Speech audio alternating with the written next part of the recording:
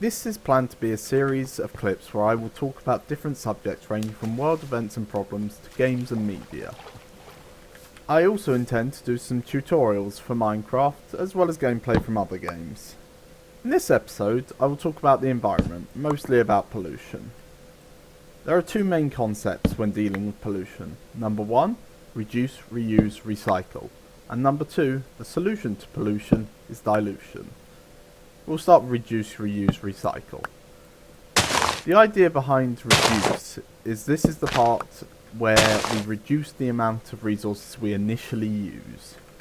This is by doing things such as walking instead of driving and using renewable energy sources in place of coal, oil and gas. Reuse. This is fairly self-explanatory. This is the more practical concept for the everyday person. It is by doing things like reusing plastic bags and bottles instead of using new ones. This is a concept that has been applied on a large scale in many countries through the use of bags for life or more durable carrier bags overall. Recycle. This is the aim for all resources at the end of their usable lifespan. This is particularly important for some materials such as aluminium, which takes enormous amounts of energy to initially refine. Many plastics are recyclable and should be, as they are, but with a few exceptions, not biodegradable and can damage ecosystems for a very long time. The solution to pollution is dilution. This is a concept that doesn't deal with all pollutants, but only with biodegradable ones and low impact wastes.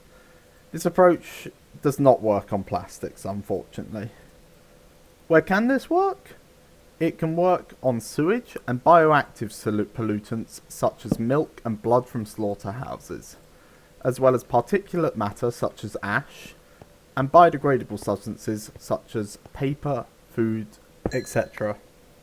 The problem with our current approach, we have in our society widespread use of microplastics. A microplastic is a small amount of plastic such as glue in tea bags, a cigarette butt, or the plastics granules initially used for moulding plastics.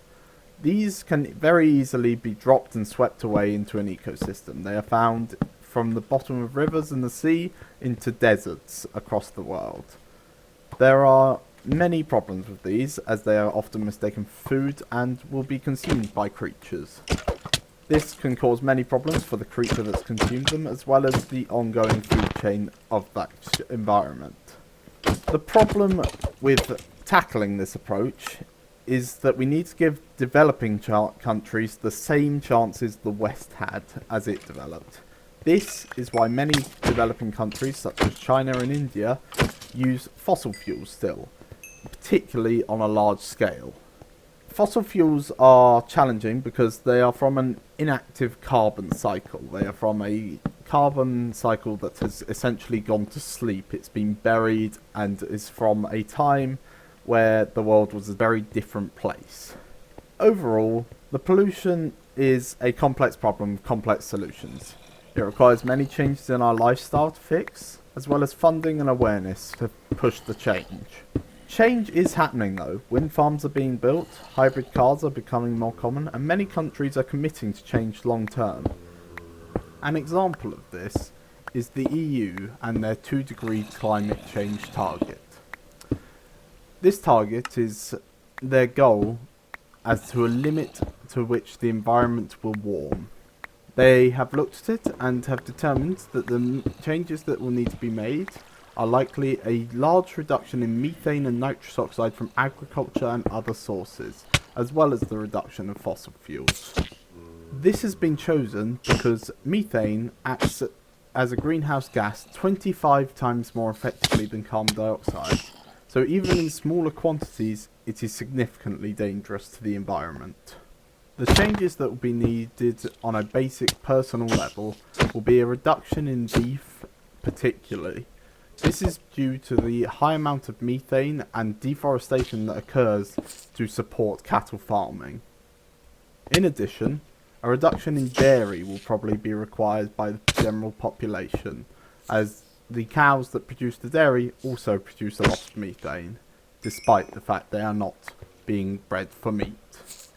The EU are, however, optimistic that technology can provide a 50% cut in emissions by the year 2050.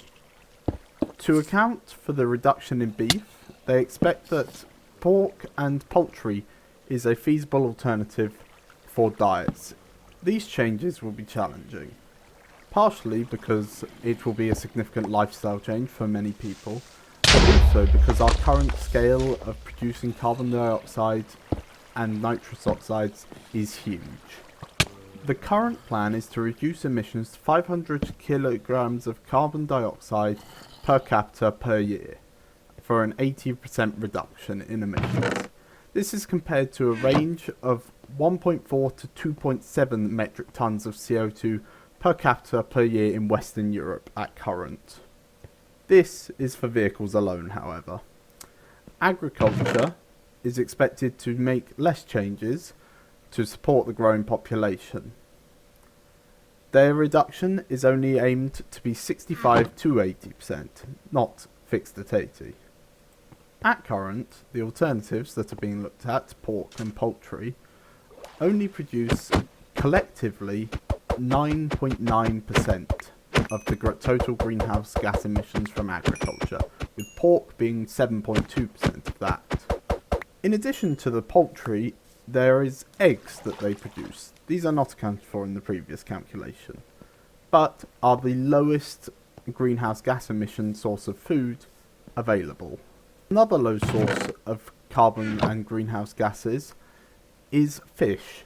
However, the fish stocks in the Pacific and Atlantic are constantly under threat of being overfished at current, due to management being questionable and sometimes poorly managed. This has led several fish stocks to collapse in the previous 40 years and has caused them to take a long time to regenerate, particularly species such as cod, which have a very long life cycle. The most significant dietary change that will need to happen will be a change in our source of protein, away from meat and towards vegetable protein. Our overall diet changes have with them associated greenhouse gas emissions.